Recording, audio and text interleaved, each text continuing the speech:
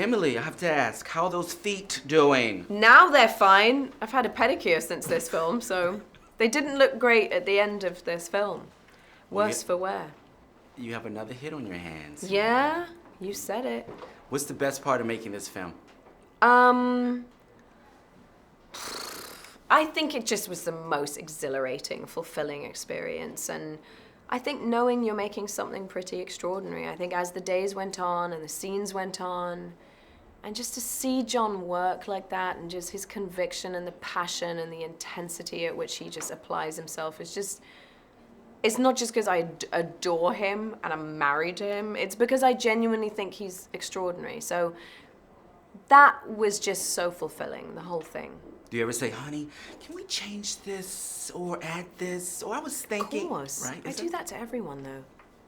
I'm always coming in and just poking holes and stuff. Just making trouble. And you guys have guns this time. You're not playing this. Do you mean guns? Well, that too, but Yeah. actual guns this time. You guys There's are some kicking guns. butt. Well, they figured out how to kill these things. Just got to open up the face, then you can do some damage. And we're learning a little bit more about them as we in the second one too. Yes, a little bit, but I like that you don't have to know that much about them because ultimately I don't think the film is about creatures. I think it's about parenthood, and I think it's about community, and I think it's about hope. And it's really about humanity, and so the creatures, they invade. That's all you need to know. They invade and they wreak havoc. What's your quiet place? What do you like? What do you find solace? I knew someone was going to ask me that. I don't know, I like reading a book in my room. And I'm never in the house alone, so sometimes I really like it when there's nobody in the house. It never happens, so when it does, I'm like, it's like bliss. It's like bliss. Yeah, that's what I like. And you just celebrated a birthday. How was that? I did. It was great. Had a little dinner party. It was fab. Are you a big cooker? Do you Yeah. cook? Really? Yeah. Oh, and I heard. I mean, I didn't cook. Right, you shouldn't cook for your birthday. No, who wants to do that? And Dwayne Johnson, your friend, gave you a big shout out. Did you guys? God bless him. I know. Sweet DJ. I know he did. It's very sweet. And will we see A Quiet Place? I'm pretty sure someone's already asked you this. Part 3. Would you like to see a part 3? Yeah? Well, then we'll see, I guess. I mean, John's going to have to wrap his head around something. Who knows?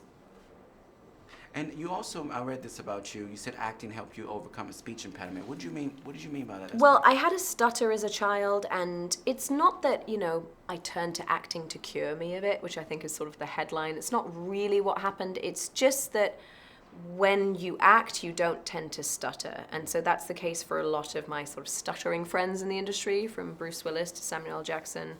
You find a sort of fluency when you're pretending to be somebody else that you don't really have as a child. And so I always sort of encourage kids, if they have a speech problem, like a stutter or something, to do an acting class or just see if that helps, because it's certainly a very difficult thing to live with if you're a kid. It's a lot of adults still have one as they get older. So yeah, I'm a big believer in, if you remove yourself from yourself, there's a sort of, I don't know, if you access a different part of your brain or something. It's interesting though.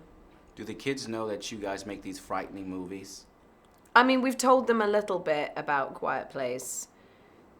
I don't know if they have much of a desire to see us in any movie anyway. I think they find it really unnerving, the thought of watching us on screen. So they've got years before they have to see this.